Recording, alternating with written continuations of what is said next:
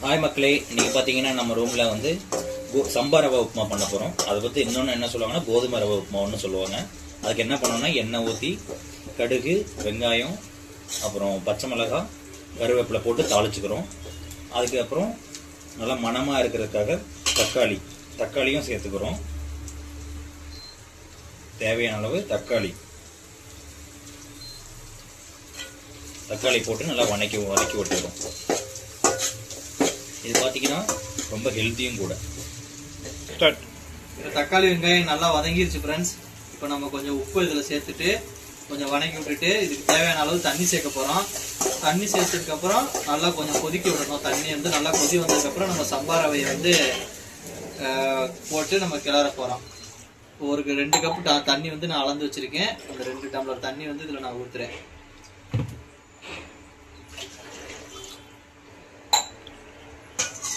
இப்போ வந்து ஒரு 5 மினிட்ஸ் வந்து இதை மூடி வச்சிட்டோம்னா நமக்கு கொதி வந்துடும். அதுக்கப்புறம் நம்ம வந்து ரவையை இதில் வந்து சேர்க்க போகிறோம். இப்போ வந்து நம்ம தண்ணி ஊற்றி நல்லா கொதிக்க வச்சாச்சு. இப்போ வந்து நம்ம ரவையை சேர்த்துக்கலாம்.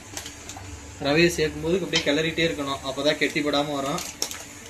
பாருங்கள் ஃப்ரெண்ட்ஸ், இப்போ ரவையை இந்த மாதிரி போட்டு நம்ம கிளறிட்டே இருக்கணும் மெதுவாக. தண்ணி கொதிச்சோன்னே போட்டிங்கன்னா உங்களுக்கு உடனே கொஞ்சம் வேகமாக வெந்துடும். அதனால தான் இதில் கொஞ்சம் கேரட், பீன்ஸ், பட்டாணி இதெல்லாம் ஆட் பண்ணால் நல்லாயிருக்கும்.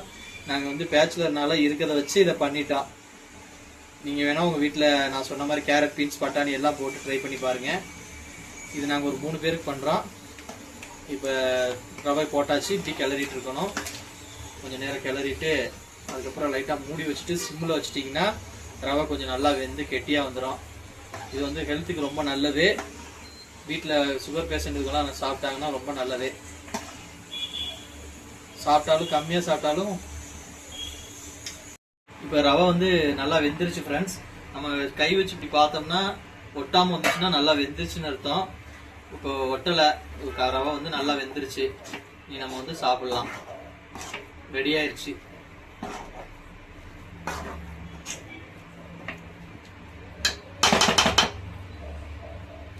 அவ்வளோதான் ஃப்ரெண்ட்ஸ், வாங்க சாப்பிடலாம். அவ்வளோதான் ஃப்ரெண்ட்ஸ், அருமையான சம்பா ரவை அதாவது கோதுமை உப்புமா ரெடி. இது வந்து ஹெல்த்தி, ரொம்ப ஹெல்த்தி. சுகர் பேஷண்ட்ஸ்லாம் இது வந்து ரொம்ப விரும்பி சாப்பிட்லாம். நாங்களும் கொஞ்சம் விரும்பி சாப்பிட இப்போ ரெடி ஆகிட்டோம். தயிர், இது கூட பார்த்திங்கன்னா தயிர் இல்லை நாட்டு சக்கரை வச்சு சாப்பிட்டா அருமையாக இருக்கும். அப்படியே மணக்கும்.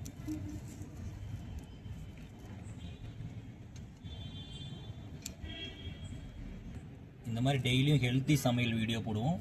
டெய்லியும் பார்த்து எங்களுக்கு சப்போர்ட் பண்ணுங்கள். நன்றி, வணக்கம்.